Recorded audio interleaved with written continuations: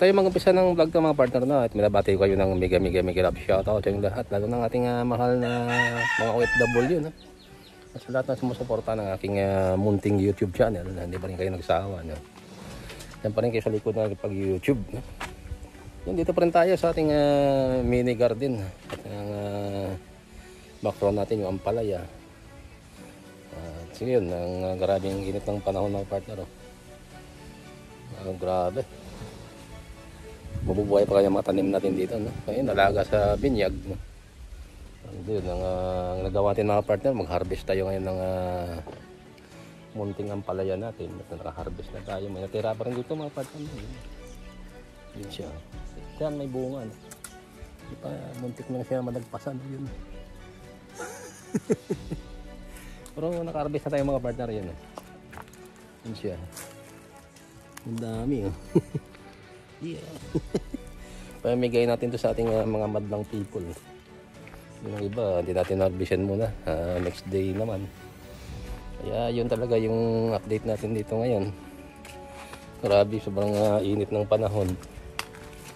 Pero tuloy yung pag vlog na yun, nakita natin yung mga bunga pa rin mga partner yun. Yan, ikot tayo sa ating munting mini garden saka sa gulay natin. Yun, hindi ko pa dito mga partner na harvest no? Yun palang sa harapan. Yun, mayroon pa rin dito pala no? Yun, no? Siya. Yun, naturo ko lang mga partner para lahat ng harvestin kaya yung lahat ng mga nutrients no? Pupunta sa ano, sa bunga no? Kailangan talaga yung harvest no? At saka mga partner no, may marites ko sa inyo no, yung tinanimpla natin na mga kamuting kahoy no, hindi pinalad mga partner no? Yun ubos. Alam nyo nakaganito ng partner na ibalik natin dito sa wala po mga partner mo yung planat down.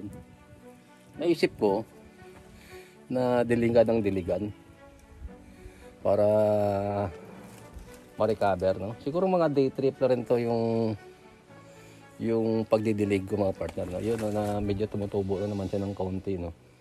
Hindi ko pala na-update sa iyo to na yung pala ng damage. Nakita naman natin talaga na yun wala na.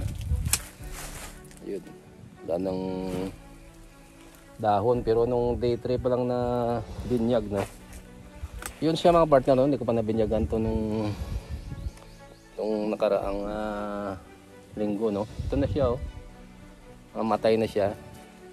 Buti na umikot ako sa likod, nakita ko pala na paubos na. Ito naka-recover na to. May nadaanan ko to ng binyag no. Sabi ko ginsampulan ko muna ng isa ito.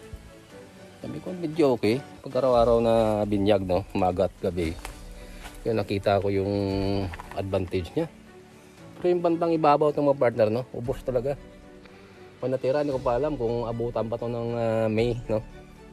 So may mga dahon-dahon siya pero patuyot na siya no?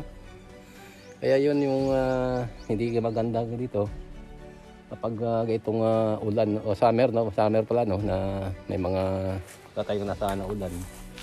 Talaga nakita natin yung paubos na. Saka yung nakita natin sa baba mga partner, ubos talaga.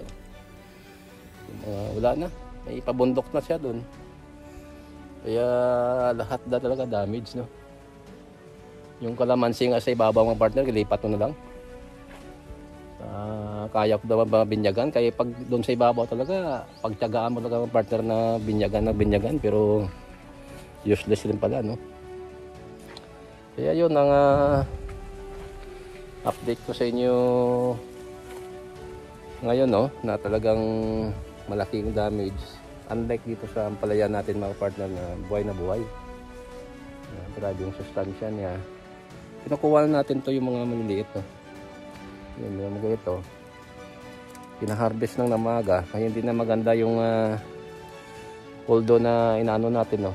Yung binibinyagan natin araw-araw. Pero nakita natin talaga yung advantage na yung partner pag nabinyagan mo at hindi nabinyagan. Kaya ganun yung nangyayari ito sa amin. Siguro di lang sa lugar namin siguro na affected ng ng El Nino phenomenon, no? Kaya lahat naman siguro almost 3/4 yata ng Pilipinas, no? At nagsasuffer sa El Nino. Talagang tubig talaga, hirap na hirap. Kaya yun mga partner, no? Yan lang na always talaga na alagaan lang na maayos kapag wala tayong ulan na matikman, no? Ito natanggal to mga partner, no? Yun. Talaga ito yung natanggal to para hindi siya talaga na magkalat, no? Yun siya, oh. Papakita ko sa mga partner na yung dapat tanggalin sa mga ampalaya na yun, oh. Alam ko mga partner na yun. Nilaw na siya. Yun. Araw-araw ito nagtsagaan natin na tanggalin para magiging masustansya naman yung ampalaya natin, no? At ito mga partner, no, inalagay ito sa puno niya mismo. Yun nga talagang pagtsagaan talaga, no? Ito nga mga partner, at malapit sa bahay natin. Hindi lang siguro, hindi masikaso naman ito, no? Talagang pagtsagaan. At yun, ikat pa rin ko kita kayo mga partner, no, sa mga gulayan natin, no? Yan mga partner, no, at dami pa rin ng bunga ng ating mga sili. Yung alugbati natin na nagdadahon naman dun sa pinakagilid, no? Yun, no? At ilang araw pa lang may mga dahon na siya. Alugbati natin dun, no? Yun, kailira sa gilid, no? Yun ang palaya natin, medyo marami need na ng harvest everyday, no? Kailangan i-harvest mga partner. Kaya ang nutrients mga partner ay mapunta lang doon sa mga matatanda ng palaya, kaya need to harvest, no? Ayun, no? Ang dami yan mga partner, everyday harvest ko 15 pieces, no? Hindi pamigay lang sa mga nangangailangan, no? Sa mga lalo sa mga diabetic. Yung mga sili mga partner at overcapacity na, no? Yung iba nahuhulog na lang sa yun, nakita natin mga partner, nahuhulog na lang sa lupa, no? Sabi pa ng alugbati nahulog, pero wala mo nga, matubo naman yan. Yung bunga niyang partner, taga biyayang-biyaya sa bunga. At yun talaga, no? Need talaga yun ng tubig, no? Sa pandilig ng mga halaman, tanim natin at mga halaman. Need talaga ng water mga partner, na alam naman natin na ayun, nakikita siya na nangailangan dyan na paano na lang pahingi nilang ipa-shopee natin. Joke lang, joke. Marami pala dyan sa inyo si ano na everyday harvest yun, bunga ng harvest ay napakarami. Yun siya mga partner, pamigay natin ito mamaya, no? Kung sinong makakagusto, bigay lang ng bigay mga partner, hindi nagang biyaya talaga, no? Yun, i-harvest pa rin niya mga partner. Muntik nang na hindi na harvest, kaya kung minsan natamad ako maghanap, pero kailangan talaga sinisinan na paghahanap para makita, no? Ang advantages mga partner pag in-harvest mo, kapag dumadami siya, yung nutrients niya nahati talaga, no? Pero yung tama sa gulang at tama sa edad yung ina-harvest mo ng mga partner ay malusog yung lalabasan ng mga ampalaya na katulad ng malusog na siya. Yung malusog siya. Tama na sa araw, no? Yung iba mga partner sa ibabaw na, no? Nilagyan ko lang ng extension, no, para pag may extension na, gapang na ng gapang na yan mga partner, no? Hindi ko naglagay ng mga yung mga tali, no? At nagawa ko yung mga tanga ng kawayan na ginagamit ko para mabisa sa mga partner, no, sa halimbawa nagtatanim ka. Kaya ina-enjoy mga partner yung ganun na pagkataon, no, pag tayo ay nag-harvest ng ampalaya. Ayun, maraming salamat, no, sa panonood ng vlog ito mga partner, no? Time check natin is 11:40 AM, no?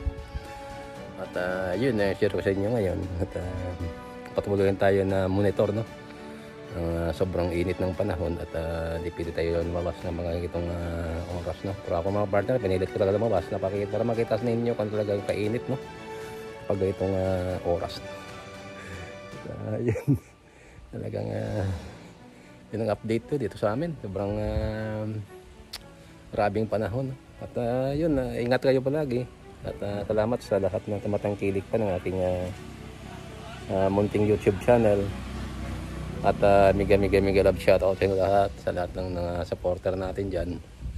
At ng mga viewers natin, at ng mga subscriber natin. Paki-notify na lang, no, yung ating YouTube channel. At yun, mag-ingat kayo palagi. God bless you all. Goodbye and I love you.